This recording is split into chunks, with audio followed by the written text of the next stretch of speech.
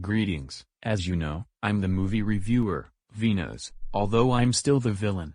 So, I recently heard that Cars 2 have a lot of mixed reviews. Race car Lightning McQueen, Owen Wilson, and his BFF, Mater, Larry the Cable Guy, have had their share of adventures together, but nothing like what they experience when they head overseas for the first ever World Grand Prix in Japan, Italy, and United Kingdom. While Lightning has his eye on the road to the championship, Mater takes a detour to international espionage when he meets British master spy Finn McMissile, Michael Caine, and stunning spy-in-training Holly Shiftwell, Emily Mortimer.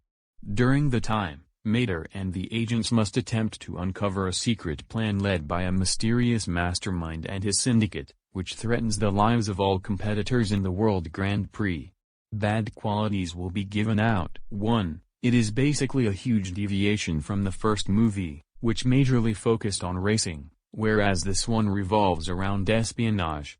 It would essentially be what would happen if a horror movie had a sequel that is a completely different genre like a romantic comedy. In fact, this genre change is essentially what ruined the last two Ice Age sequels, in which they decided to make the movies about random stuff like pirates, magic crystals, and UFOs, despite the fact that the franchise is supposed to be about the prehistory. 2. The world of Cars became more confusing and nonsensical here than it was in the first movie. Such as in London, where there are somehow fences on the side of the road. Why are they necessary? If it is to stop cars from crashing into buildings, then why are they so small? Why are there sidewalks on the sides of the road? Also, what is inside these cars? How are they alive? Now the answer is necessary, since the characters also board planes to fly around the world, such as Italy. 3. By having Mater, a side character who served as comic relief in the first movie, as the main protagonist instead of Lightning McQueen, makes the movie feel more like a spin-off or even a feature-length adaptation of Cars tunes, Mater's Tall Tales, rather than an actual sequel. And this didn't work out for one particular reason: major false advertising. The posters, trailers, TV spots, promotional stills, concept art, and even the DVD cover all seem to give the illusion that Lightning McQueen would be the major main protagonist. And seeing that McQueen and Mater's strong friendship is meant to be the film's main emotional center, having Lightning join the main espionage plot could have taken far better advantage of that. And not only Lightning McQueen is not the real main character, but he's also more of a minor character considering his little screen time. One trailer and premise for the movie also basically misleads its viewers into thinking the film would at least be almost entirely about international racing, whereas it turns out the actual film involves espionage, with the international racing storyline being more of a B or C plot. 4. One main problem with the movie is that despite having a G rating of all things by the MPA rating system rather than a much safer PG, it can get rather too dark and intense, as much of the action sequences involve gruesome deaths, some of which are on screen, with Rod Redline being tortured and subsequently destroyed by Professor Zandap after the latter igniting the Alanal in a way that it explodes and incinerates him, Leland Turbo's crushed remains being shown in the form of a cube, the Pacer and Trunkov killed from the elevator building after trying to fight Finn, and Finn releasing explosives that stick onto Tony Trehal's giant magnet, which then promptly explode, killing the latter. This holds the record for having the most kill counts in a Pixar film. It should be noted that even other Pixar films, like Finding Nemo and The Incredibles, suffered from this tone despite being a G and PG rated films respectively as well. This caused most animated movies after this to all receive PG ratings, including G-level titles regardless of content, except for some movies. To be fair, some Pixar films have a higher kill count, but all of these were at least tried to be off-screen and not afraid to show it. 5. A lot of the characters from the first film are barely in the movie, or in some cases, downright not in the movie at all, such as Doc Hudson, except aside from a few mentions and advertisements, Chick Hicks, despite that he does appear in the film's video game, Strip the King Weathers, and the Tractors. The only ones who have big roles are Lightning, Mater, Sarge, Fillmore, Luigi, and Guido, though even there, Sarge, Fillmore, Luigi, and Guido don't have big purposes as they did in the first film, like Lightning and Mater do. Due to Joe Ranft's death in August 2005, nearly 10 months and 1 year before the release of the first film, Red doesn't have any new lines, just so this character couldn't play the semi-major roles. Paul Newman's retirement and then death in 2008 led to Doc Hudson being written off as deceased. 6. Still some obnoxious jokes and fart humor that falls flat, like when Mater farts after he exits the bathroom. 7. The spy plot is rather generic for a Pixar film standard, despite the animation studio being known for its unique and original concept and storylines. On the topic of unoriginality, it used a lot of cliches, specifically the be-yourself moral cliché, the twist villain cliché, and action movie clichés too, more notable than simple Pixar clichés. Besides that, the spy and racing storyline would have made sense for either separate or the acts. 8. Tow Mater himself is essentially Flanderized and out of character. In the first film, he was a silly comic relief and likable goofball with a big heart, but however, in this movie, he acts way more immature and idiotic to the point where he becomes incredibly annoying and unlikable sometimes. Fortunately, he redeemed himself in Cars 3, although he didn't appear much as he did here. 9. At one point in the sequence at the small village of Carsili, near Porto Corsa, Italy, Uncle Topolino asks McQueen to why he would ask Mater to be someone else during the trip across the world. This sends a rather incorrect message for the target audiences, as it seems to frame, for example, parents to be in the wrong when children are required to be on their best behavior in public and behave differently in different situations. 10. Almost all of the characters are underdeveloped, especially Lightning and the rest of the Radiator Springs gang, who are very underutilized, with the film barely gives us any time to get to know the new characters, their motives, or even anything new about the returning cast. The only one that does stand out is Sir Miles Axelrod, who may be a bit of a rehash of Mr. Waternoose from Monsters Incorporated, considering they have a noticeable amount of parallels, who is not only the creator of Alanal and the World Grand Prix, but also the twist villain and mastermind behind the events of Cars 2, whereas the other characters can only be described as these. Finn McMissile as an expert spy and Holly Shiftwell as a spy in training. Francesco Bernoulli is just the general jerk rival of Lightning McQueen, who hogs dialogue. Professor Z as the initial main villain of the film before the true colors of Axelrod's connection is revealed. The residents of Radiator Springs as their stereotypical selves from the first film. McQueen as the big-shot racer and Mater's buddy. Mater as the goofy main character of the movie. 11. While awesome and not directly unlikable characters, the problem with Finn and Holly is that they're both too oblivious to Mater, seeing how he constantly tells them he's not a spy while proving that multiple times, and yet even after all that, they still believe he's a top spy. 12. The idea of living automobiles showing concern for the environment and going green is not only arguably ridiculous, impractical and convoluted, but comes off as pointless due to the film's implication that alternate fuel isn't even being used that much yet, to which it comes off as pandering. It is disappointing, considering that the film was being created and produced by Pixar Animation Studios, which again, is traditionally known for its heartwarming stories and concept. 13. There are lots of filler moments in this movie that were never mentioned again afterward, such as the scene where McQueen and his pit crew exploring Japan after arriving there from the airport, as well as a brief scene of Mater, Finn, and Holly traveling in Paris, French. 14. And finally, the film has a frustratingly stupid plot that relies on conveniences. Why does Axelrod need to cover himself during the meeting other than to keep the plot from going and keep the identity of the leader of the Lemons reveal mysterious? Another example is when Mater tells the spies that he isn't won by multiple times, but they still think he is the spy. Another example also is in the Death of Ron Redline scene when Professor Z just says he discovered that Alanal has a weakness against electromagnetic pulse, even though in the end, he is basically the one who invented it. No one is there except Rod, whom you were going to kill anyway. Why still try hiding the truth if no one else is going to find out? 15. The universe starts to make no sense in this film. For instance, there's a scene where Mater writes a letter to McQueen, but how could he use a pen without hands if they use their tires and suspensions for them? It's shown that the cars can eat actual food here, such as ice cream, wasabi, and tacos, but where does the food go? Where does it come out? Where does the cream for the ice cream come from in the first place if the cows are tractors? Finn jokes that Holly's main expertise is designing iPhone apps, but how do cars use iPhones? There's a scene in a pub that shows a glass of beer, but how is a car supposed to drink from it?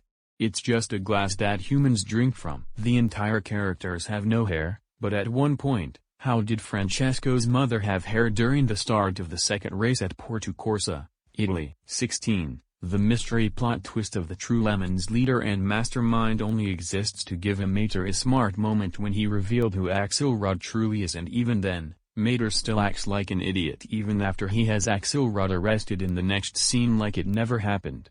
Also, Mater's reasoning doesn't make any sense. How did he manage to know Axelrod's engine is the same as the one from the picture? Sure, the same bolts in the engine as the ones in his time bomb. But how does any of that relate to Axelrod having the engine?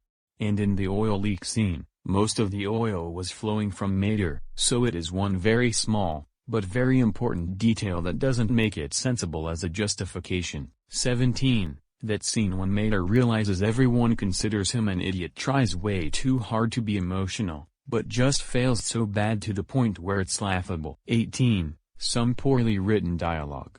The worst offender is when Fillmore reveals McQueen actually used his organic fuel for the final race in London when he and Sarge swapped the Alanal with it, as explains the camera's ineffectiveness on him, which desperately tries to be comical by being overly long, but also fails. 19. Plot hole. If Holly Shiftwell had wings on her, then why did she only use them at the last minute?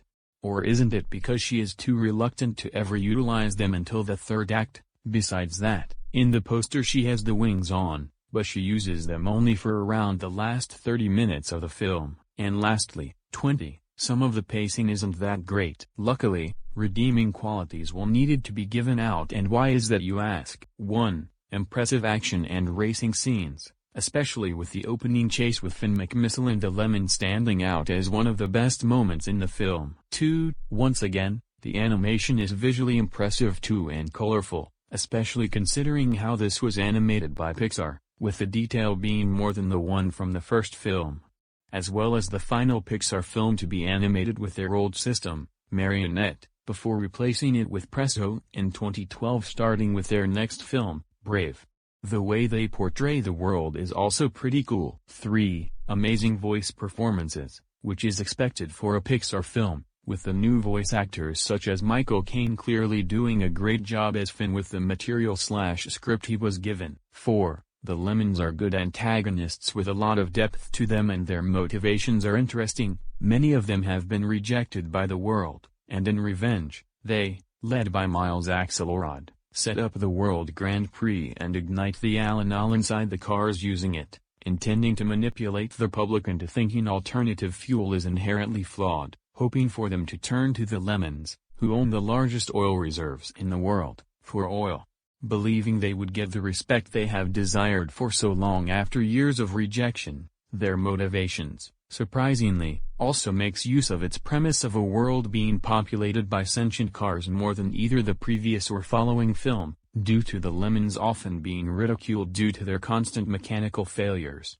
as well as cars creating gasoline, which others use as fuel, as a way of gaining money. In fact, Professor Zundap is actually a fairly decent and enjoyable villain who steals the show every time he appears on screen. 5. It teaches an important lesson on how major companies scam people into buying their products by advertising that it is good for them even though that is basically not the case. 6. The new characters, although some were underdeveloped as mentioned above, are actually pretty awesome, such as Finn McMissile and Francesco Bernoulli. 7. The relationship between Mater and Holly is funny and adorable. 8. Amazing heavy metal soundtrack by Michael Giacchino. And on the topic of music, Weezer's cover of You Might Think by The Cars is pretty lit and well-fitting. So are the ending credits song Collision of Worlds by Brad Paisley and Robbie Williams and Paula Rhythm by Perfume for the World Grand Prix promotion party event.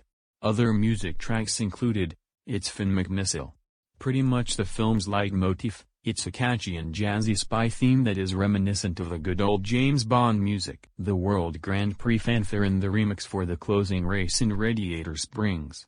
The former track is a grand piece of music to open a worldwide sporting event, while the latter track gives off the same grandeur in Radiator Springs style. 9. Despite the plot being terribly written, which relies on conveniences, it is weirdly unpredictable, which is something that we really cannot say about its spin-off by figuring out the plot by one simple sentence. In fact, it is a harmless watch if you're just curious. 10. As cliched as it is, the Be Yourself lesson is still something good to be used for teaching kids. 11. Despite being very underutilized and underdeveloped, most of the original characters like Lightning and the Radiator Springs townsfolk are still likable. Even Mater can be likable enough for some viewers despite his Flanderization as mentioned above. 12. At least the racers aren't stereotypes of their countries. 13. The concept of seeing cars go around the world is interesting, in terms of the film being part of the Cars franchise. 14.